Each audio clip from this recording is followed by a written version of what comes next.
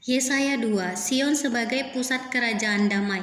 Firman yang dinyatakan kepada Yesaya bin Amos tentang Yehuda dan Yerusalem akan terjadi pada hari-hari yang terakhir. Gunung tempat rumah Tuhan akan berdiri tegak di hulu gunung-gunung dan menjulang tinggi di atas bukit-bukit.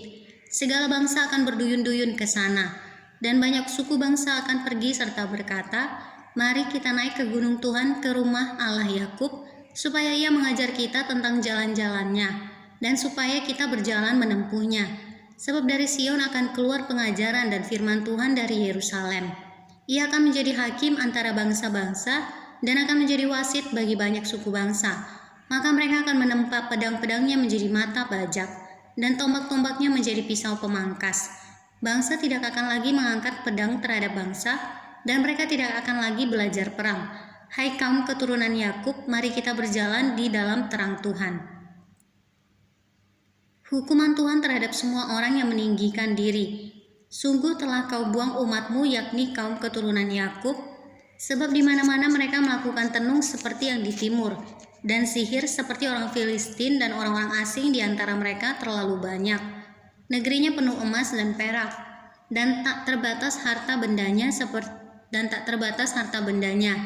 Negerinya penuh kuda dan tak terbatas jumlah keretanya. Negerinya penuh berhala-berhala, mereka sujud menyembah kepada buatan tangannya sendiri dan kepada yang dikerjakan oleh tangannya. Maka manusia ditundukkan dan orang direndahkan, janganlah ampuni mereka. Masuklah di sela gunung batu dan bersembunyilah di dalam liang tanah terhadap kedahsyatan Tuhan dan terhadap semarak kemegahannya. Manusia yang sombong akan direndahkan dan orang yang angkuh akan ditundukkan. Dan hanya Tuhan sajalah yang maha tinggi pada hari itu. Sebab Tuhan semesta alam menetapkan suatu hari untuk menghukum semua yang congkak dan angkuh, serta menghukum semua yang meninggikan diri supaya direndahkan, untuk menghukum semua pohon aras di Libanon yang tumbuh meninggi dan tetap menjulang, dan menghukum semua pohon terbantin di Basan, untuk menghukum semua gunung yang tinggi-tinggi dan semua bukit yang menjulang ke atas, untuk menghukum semua menara yang tinggi-tinggi dan semua tembok yang berkubu, untuk menghukum semua kapal Tarsis dan semua kapal yang paling indah. Manusia yang sombong akan ditundukkan dan orang yang angkuh akan direndahkan. Hanya Tuhan sajalah yang maha tinggi pada hari itu. Sedang berhala-berhala akan hilang sama sekali. Maka orang akan masuk ke dalam gua-gua di gunung batu dan ke dalam liang-liang di tanah terhadap kedahsyatan Tuhan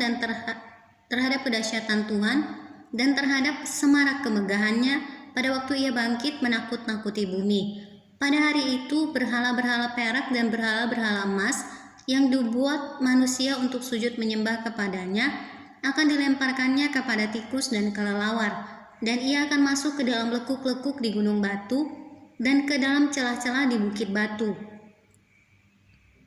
terhadap kedahsyatan Tuhan dan terhadap semarak kemegahannya pada waktu Ia bangkit menakut-nakuti bumi. Jangan berharap pada manusia, sebab ia tidak lebih daripada embusan nafas. Dan sebagai apakah ia dapat dianggap?